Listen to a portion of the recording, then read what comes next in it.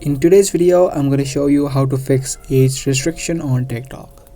Now, if you have come across a video and it says that it is age restricted, this means that you have entered an age which is below the age limit on TikTok.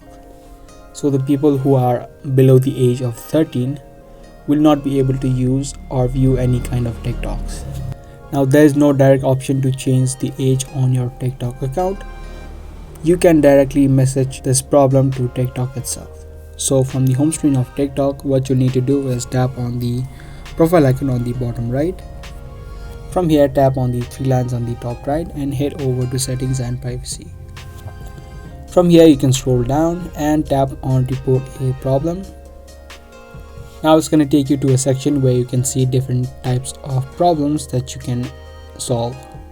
You can scroll down to the bottom and tap on submit a report. Now from the report page, you can type in something like this, which says I haven't been able to watch videos even though I have the correct age to watch it. Can you help me fix the problem? Now if you want, you can also add in detailed explanation about the situation that you're facing, and then you can now tap on submit.